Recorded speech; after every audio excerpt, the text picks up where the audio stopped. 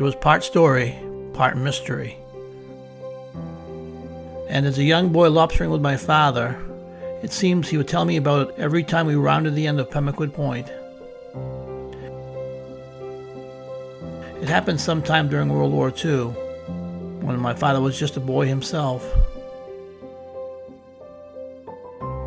2 British fighter planes collided off Pemaquid Point, sending both pilots crashing to the ocean below.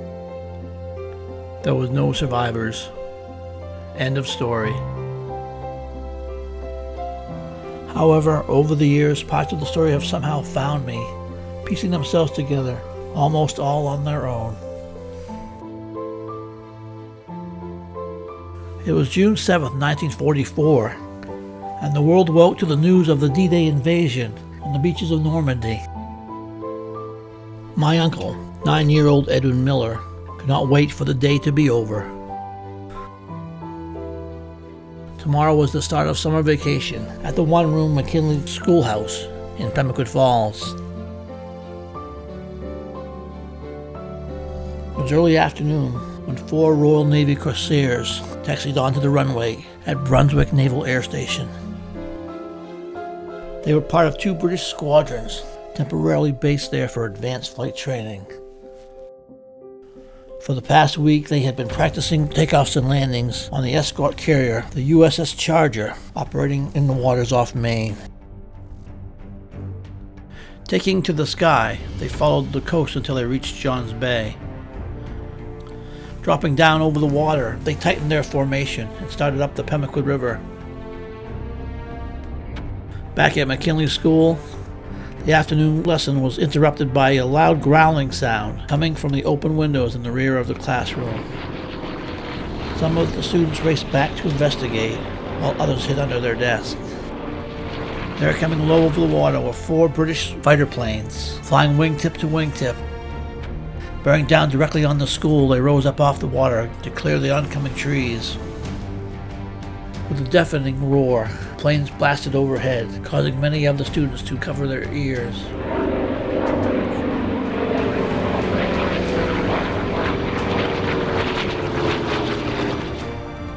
As quickly as they came, they were gone.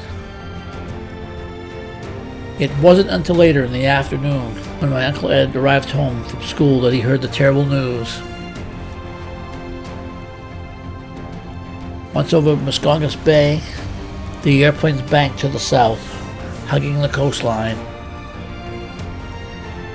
Passing by the lighthouse, they broke formation and paired off in 2s to practice attack maneuvers. Without warning, 2 of the planes collided off Pemaquid Point, sending both aircraft spiraling to the ocean below. Eyewitnesses reported seeing each airplane lose a wing on the way down.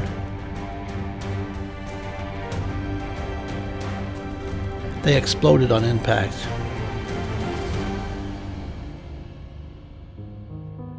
The only sign of the incident was an oil slick on top of the water. Of the 2 remaining planes, one continued to circle overhead, while the other radioed for help. A Coast Guard boat, along with a search and rescue seaplane, began an extensive search. Fighter planes from the base began arriving, in as much to honor their fallen comrades as to offer assistance. It was determined no one could have survived. The names of the pilots were withheld until the next of kin could be notified. That's where the newspapers stopped, declaring it end of story. But in truth, the story was far from over. 2 families halfway around the world from each other soon received the same heartbreaking news. The loss of a son, the loss of a brother.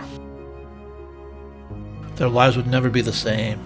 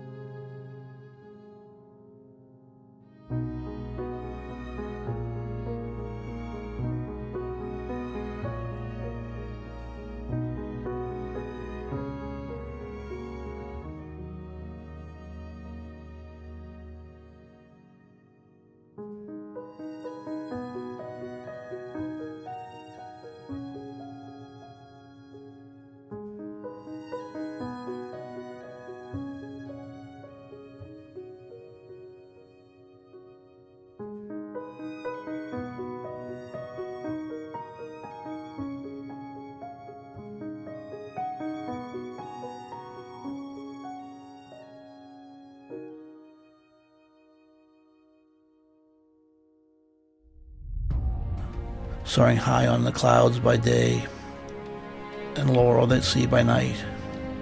Brave lads of the fleet air arm, they say, make ready to finish the fight. As the motors turn and the engines warm, they glance back at their native land, revealing itself in a hideous form, torn by that mad tyrant's hand. Now they are ready, watch them go, like young eagles in the sky, our aim in view to strike a blow at the Hun by the sailors who fly. And we who stay behind and wait are filled with pride at their daring. Our love lives on, though hearts will break, for men whose wings fall flaring. But still they come, yet swiftly go, while the memory lives on forever, of our brave lads who answered no to the call of death by endeavor.